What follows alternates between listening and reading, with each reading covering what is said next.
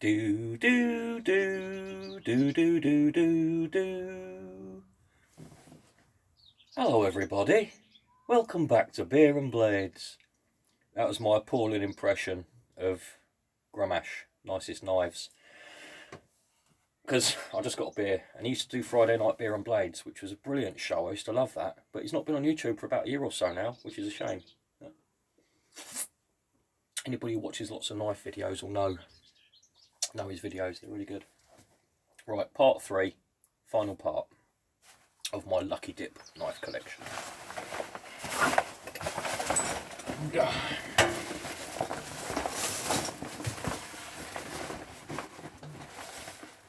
I'm already thinking of a few notable ones that I haven't pulled out yet, so there are some good ones in here. Number 1. Alright, good one to start with.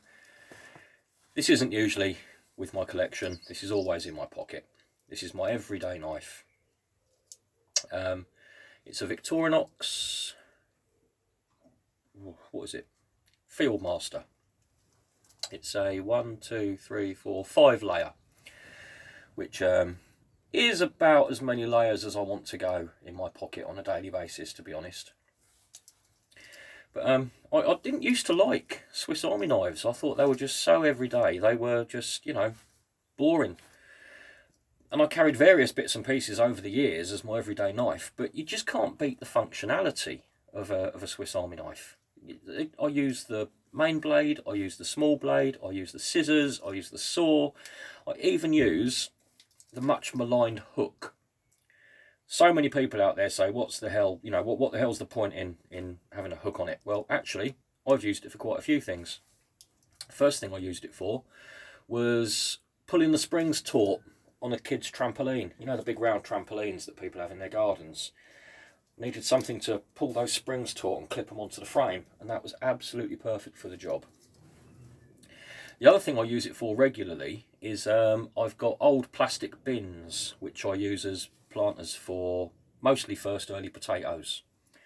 Now a lot of my proper growing tubs have got handles on them. Cut down plastic bins don't have any handles, and once you've got one of those full of soil and potatoes, they weigh a ton. So when you need to move them around with no handles, it's an absolute nightmare because they're huge as well.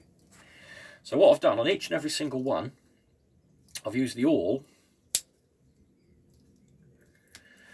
to drill a hole about an inch from the top of the bucket, which I use for sticking that hook in. I stick the hook in the hole, give it a twist, and I can drag that around anywhere I want around the allotment with ease. So that's the most use I have for the hook. The other thing that always sticks in my mind is for retrieving keys out of a drain. I've never actually done it, but I can see how people quite often do. Drop your car keys down a drain cover. Take your shoelace, tie it to the key loop, and you've got a hook on the end of a string to retrieve your keys. So it is useful. People say it's a parcel carrier. I don't know, I've never carried a parcel with it. But this 5 layer version, you get a couple of handy extra tools. You get a specific very small flathead rather than just the one that you get on the end of the can opener. You get a lovely sharp, there's all bits in this bag, I'll keep cleaning them off. You get a lovely sharp little, I've forgotten the word, chisel. Lovely sharp little chisel. I've used that quite a lot of times. And you get, in the extra layer, I say the extra layer, that's compared to my previous one which is in this bag, that was a huntsman. In addition to the huntsman in the extra layer, you also get the file, which I have used on many occasions. You can see it's quite well used. It's not just a file. If you use this edge here, it eventually works as a hacksaw. Takes a while, but it does go. Copper pipe, for example, if you want to cut through a piece of copper pipe, nice soft material, that does it fairly quickly. You just can't beat a Swiss Army knife. I think this one was about 25 quid, thereabouts. I tend to keep them, you can end up sharpening the main blade away to nothing, which hasn't happened yet. I sharpen it carefully and strop it as much as I sharpen it as well, you know, to avoid taking off material. I tend to replace them every few years. I don't think I'll be going any larger than 5 layers though. That's about right for in your pocket. The alternative is a multi-tool, you know, something like a Leatherman. But for the sake of having pliers, how often do you need pliers for that sort of bulk in your pocket? Leathermans are just too much. These are perfect, I say.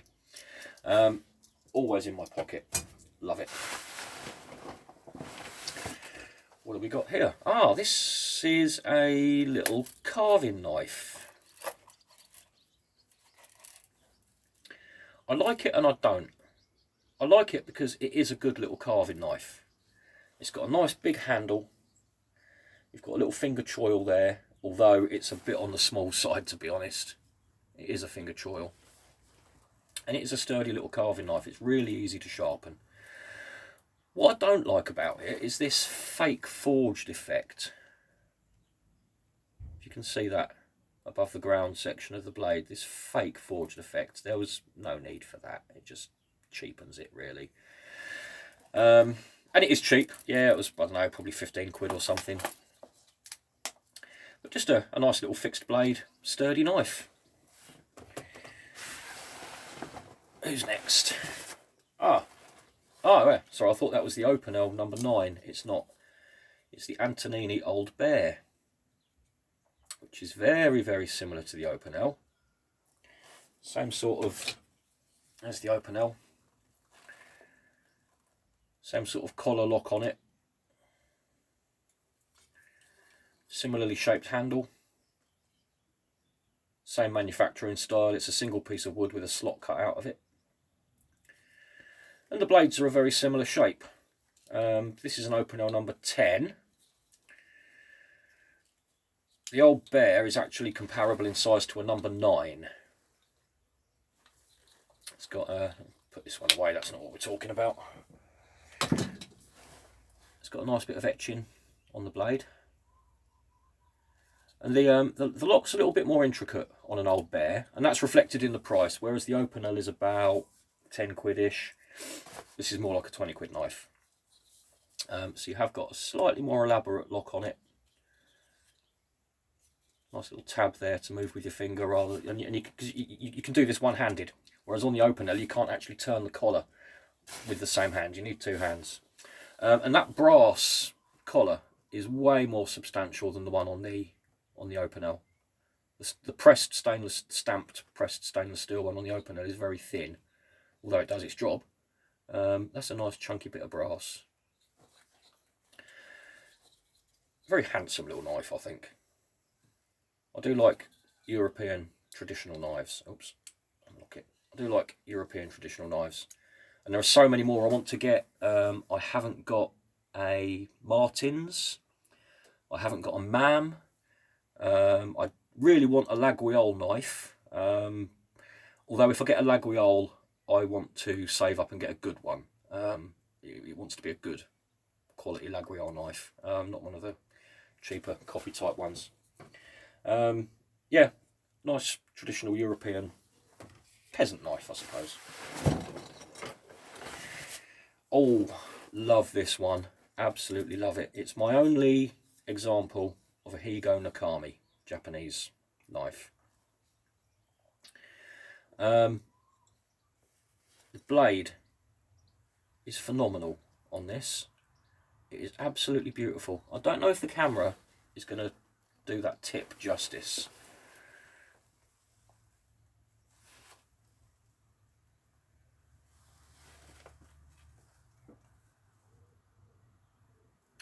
It's not. You can't. It just doesn't show you how insanely pointy that tip is. Oh, that's probably about the best you're going to get, unfortunately. They're laminated steel, these Higo Nakamis. So you've got a very hard layer of steel in the centre, which is what gets ground down to your, Jesus, that's sharp, down to your cutting tip, with a softer steel forge welded either side to give it a little bit of flexibility. When you cut anything, paper or cut open a packet of pasta or whatever when you cut with this, you don't even feel the point at which the knife engages with what you're cutting. You don't feel any resistance at all. It just cuts straight through. It's so impressive. There's all sorts of myths around these knives, and I find it difficult to figure out what's history and what's kind of knife lore. Supposedly there's only one guy still alive who is legally allowed to call his knives Higo Nakamis. He's from some long dynasty, last guy living, and apparently he's very old and hasn't got long to go. Yet you do still find these knives on sale all over the place with the same inscription. That inscription on there doesn't mean death before dishonour or anything equally interesting. All it means, as far as I'm aware, is Higo Nakami knife. They all have this inscription on them. I don't know exactly what the deal is there with the history of them. They're clearly a very old design. I think they officially became known as Higo Nakami and became, officialised in the late 19th century, 1890 something. Other than that, the story with these knives is all a bit confusing. If anybody knows a bit more about them, tell me in the comments. I really do love this knife. Just that blade is so good. It is so sharp. Looking at the handle though, it's just a simple folded piece of steel, I presume. Powder coated, I think, rather than painted. Seems to be powder coated. It's almost as though this knife is so much all about the blade. They've barely thought about the handle. Any old handle, just whatever holds the blade, because the blade is so good. You don't even need to put any effort into the handle. Love it, really nice. I'd like a slightly bigger one. They come nice with a brass folded handle, actually. They look good. And what is this? This is... oh, it's my other Koodman. This is a kind of bushcraft knife, but it's a folder. Very nice quality.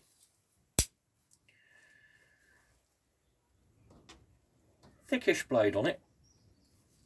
It's got a back lock. Almost a spear... what is that? No, it's not a... yeah, kind of a spear point, I'd say. Kind of a spear point. I don't know what the steel is. Molybdeno Vanadio. Something vanadium. They're Spanish, Koodman. Very nicely made. Very nice fit and finish. I think this was about 40 quid, thereabouts. Brass pins, all nice and flush. It is a decent quality knife. This used to be my allotment knife before I got the other Koodman. These both came from Ronnie Sunshine's. The other Koodman is a fixed blade, true bushcraft knife, whereas this is a bushcraft-esque folder. And I love it. Very nice knife. It's done its service now though. It did get a lot of use. It's still in good condition, so I'm going to keep it that way. Don't use it anymore. Alright, what we got? Ah, this is my better example of an old German army knife. This one's in better condition. The company who made this one is Benson Hedges, apparently. B&H Rost Frei. Rost Frei is just German for stainless, rust free. Now I like this one because it's in better condition all over, and most importantly it still has the foil on the saw. Now the reason that's there is because you've got this bottle cap lifter. Holding it on the handle right back here, where's my bottle? I'm trying. It's sort of bit. You've got a lot of leverage there, not much accuracy. The reason that thing's there is so that you can hold it on the blade and get your cap off easier. So I was told, and it seems to make sense. They're a really nice touch, actually. These little saw covers. Let's pop it off. They're a really nice touch. And as far as I'm aware, it's not all that easy to find one that's still got the foil on it. So this was my EDC years and years ago. But then when I looked into knife laws a little bit more, although I'd roughly measured this as being a sub 3-inch blade, it's right on the edge, and it's open to interpretation. The law's open to interpretation. It depends who you get. Actually, is that? Oh yeah, no, it has got Imperial on it. The law's open to interpretation, and some people think it's the cutting edge, some people think it's the total blade length. Now, if we look at the cutting edge, get that in inches, it's 2.9 inches. If you look at the total blade length, it's 3.2. So it's a bit of a risk as to how you interpret the law and whether or not you want to carry one of these in the UK as an EDC. I err on the side of caution now, because my EDC is something I want to be able to have in a supermarket or a cinema, or not that I go to cinemas, but you know, somewhere like that. That's just a little bit too questionable. To be honest, most of the time, whether I'm at work or the allotment or whatever, I have a good excuse to be carrying something like my Bushcraft knife. I've got a reason to be carrying it, so I'm not too worried about that sort of thing. But it's when you're looking at those supermarket-y type of situations that you'd rather not push it, you know. Here's my other open L. This is a stainless. The first one was a number 10 carbon. This is a number 9 stainless. Obviously, stainless has its advantages. Personally, I do generally prefer carbon steel. Beautifully made, as all open Ls are. Simple, effective, cheap, good quality. I'd say, looking at that wood, by those little dark flecks, I would say that is beech of some sort. Beech always has those little dark flecks. And I've modified this one. I've put a lanyard on it.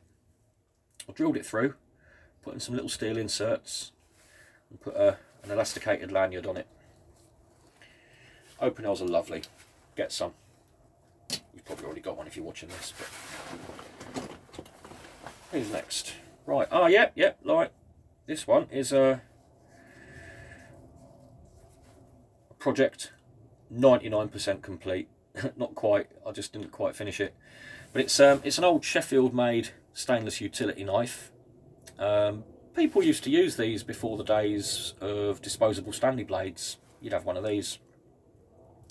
I put a antler handle on it, and then I've wrapped this section with coloured thread. But just to finish it off, I need to put some epoxy or something over that to hold it all in place and seal it off.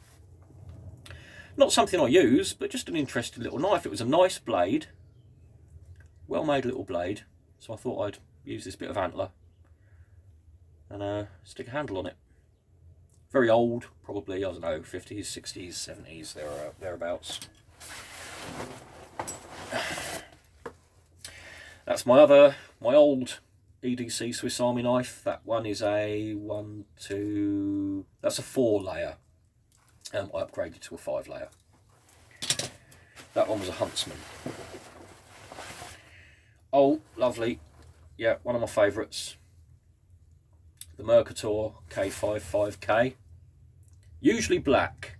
They're usually black, and they're normally known as the Black Cat. It would have a black handle, and this cat with the K55K would be inlaid in a goldy bronzy colour. I got this one from the Ray Mears website. He had the green ones, and I liked the look of it, so I got a green one. This is the sort of knife you wish was UK legal EDC, because it's just a lovely knife. Very slim, brilliant in your pocket. Same as the Higo Nakami. I'm going to go back to the Higo Nakami in a second. I just remembered something I forgot to cover. Same as the Higo Nakami. It's a folded steel handle. I believe these are also, like the Higo Nakamis, available with a brass version. Looks very nice. Germany, Solingen. Solingen, I think that's basically that's German for Sheffield. Mercator stainless. Very spear pointy. It's an old design, again back to 19th century at some point. It's kind of an unofficial army knife. I don't believe any armies have ever officially issued these, but they've always been very popular with soldiers as a commercially available item that they would just buy themselves. European soldiers all over the place were using these in the First and Second World Wars, and when the GIs came over and started finding them and buying them and swapping them, they were taken with them, and these are very popular in the States as well now. So good old Mercator, still going after all this time and producing a very, very nice knife. I love them. Great for in your pocket. And it's got a bail. Always like a bail. Oh, right, this one. Anybody knows their old British Army knives will recognise this.